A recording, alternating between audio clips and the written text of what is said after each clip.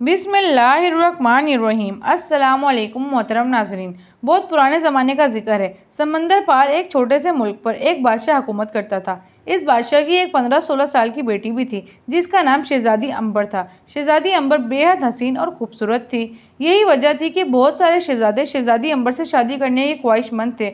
हर रोज़ किसी न किसी मुल्क के शहज़ादे का रिश्ता आया करता था।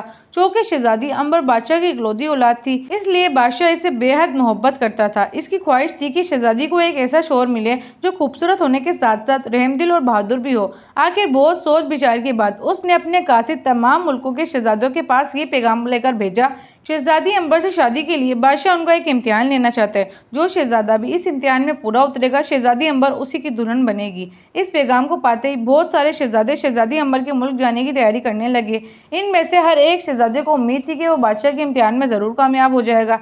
तमाम शहज़ादे अपने अपने मुल्कों से निकलकर बंदरगाह पर जमा हो गए। वहाँ पर बादशाह का एक खूबसूरत जहाज़ खड़ा था। ये जहाज़ इसी मकसद के लिए था कि जो शहज़ादे अंबर से शादी के लिए ख्वाहिशमंद हैं, इसमें बैठकर बादशाह के पास पहुँच जाए। जब शहज़ादे जहाज़ में सवार हो गए तो जहाज़ के बान खोल दिए गए और जहाज़ तेज़ी से अपने मंजिल की तरफ बढ़ने लगा। शहज़ादे जहाज़ पर इधर इधर घूमते हुए बातें करने लगे। वो सब बहुत खूबसूरत और ज़हीन नज़र आते थे। वो बातों के दौरान ज़ोर ज़ोर से केके भी लगा रहे थे और इनके चेहरों पर पता चल रहा था कि वो बेहद मसरूर हैं। इन्हीं शहज़ादों में एक मुल्क खुरासान का शहज़ादा बाबर भी था। वो इन शहज़ादों से अलग थलग अर्शे पर बैठा था, समंदर की ऊंची नीची लहरों को देखते हुए कुछ सोच रहा था।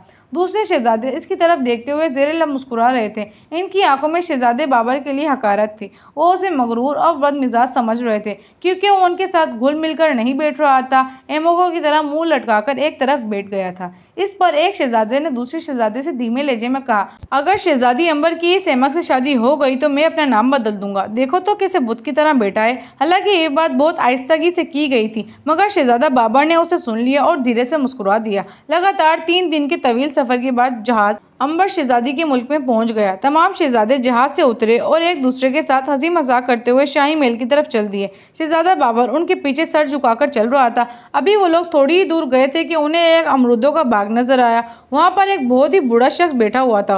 उसने आवाज़ देकर शहज़ादों को अपनी तरफ मुतवज्जा किया। शहज़ादे उसके पास गए। बूढ़े ने अपनी लरसती हुई कमज़ोर सी आवाज़ में कहा, ए नौजवानों, मैं एक बहुत बूढ़ा शख्स हूँ। क्या मेहरबानी करके तुम मेरा एक काम करोगे? बड़े मियाँ, ये तुम्हारी खुशकिस्मती है कि तुम मेरे मुल्क में नहीं हो। एक शहज़ादे ने आगे बढ़कर कहा, अगर ऐसी बात तुम मेरे मुल्क में मेरे साथ करते तो मैं तुम्हारी ज़बान गुद्दी से खिंचवा देता। तमाम शहज़ादों से अपना काम करवाना चाहते हो? क्या ये तुम्हारे नौकर हैं? बूढ़े ने गिड़गिड़ा कर कहा, मैं बहुत गरीब आदमी हूँ। मेरे छोटे छोटे बच्चे हैं। अपने बाग से अमरूद तोड़कर मैं अपना और अपने बच्चों का पेट पालता हूँ। मगर तुम मेरी हालत देख रहे हो। मैं अमरूदों के दरख्त पर चढ़कर अमरूद तोड़ने से कासिर हूँ। शहज़ादे भी इंसान हुआ करते हैं और इंसान ही इंसान के काम आता है। क्या तुम में से कोई भी ऐसा नहीं है जो मेरी मदद कर सके? अपनी ज़बान बंद करो। एक शहज़ादे ने आगे बढ़कर कहा, यह बूढ़ा तो सर ही चढ़ रहा है। ये कहकर उसी नौजवान ने बूढ़े को एक ऐसा धक्का दिया कि वो दूर ज़मीन पर जा गिरा।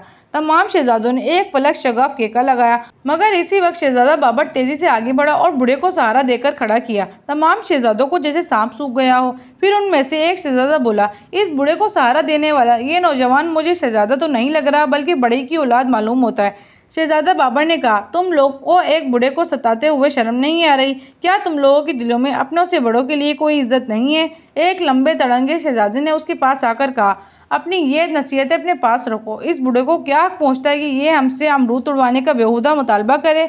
इसमें उस बेचारे बूढ़े का भी कोई कसूर नहीं है। वो तुम्हारी शक्लें देखकर ये समझा कि तुम लोग शरीफ नजर आते हो, इसकी बात मान लोगे। उसको क्या पता था तुम इतने मगरूर और बदतमीज होगे? शहज़ादा बाबर ने जवाब दिया और बूढ़े के कपड़ों से गट झाड़ने लगा, जो जमीन पर गिरने की वजह से कपड़ों पर लग गई थी। उसकी बातें सुनकर तमाम शहज़ादों के चेहरे गुस्से व गजब से सुर्ख हो गए। इसी लंबे तड़ंगे शहज़ादे ने अपने साथी से कहा, इस बेवकूफ़ शहज़ादे ने एक गरीब बूढ़े की हिमायत ने हमारी सख्त बेइज्जती और तौहीन की है। अब हम इसे जिंदा नहीं छोड़ेंगे। इसकी बात सुनकर तमाम शहज़ादों ने उसकी तायीद की। एक शहज़ादा जो कि अपने आप को तलवार का धानी समझता था, अपने मियान से तलवार निकाल कर बोला, मैं इस एहमक से तुम सबकी बेइज्जती का बदला लूंगा। शहजादा बाबर ने बूढ़े को एक तरफ हटा दिया और अपनी तलवार निकालकर उस नौजवान शहजादे के मुकाबले में डट गया, मगर नौजवान शहजादा बाबर के सामने ज्यादा देर तक नहीं जम सका। शहजादे बाबर ने तलवार का एक ऐसा हाथ मारा कि इस शहजादे की तलवार उसके हाथ से निकलकर फजा में बुलंद हो गई और उसकी नोक अमरूद की दरख्त में लटक गई। एक बूढ़े से अमरूद में पेवस्त हो गई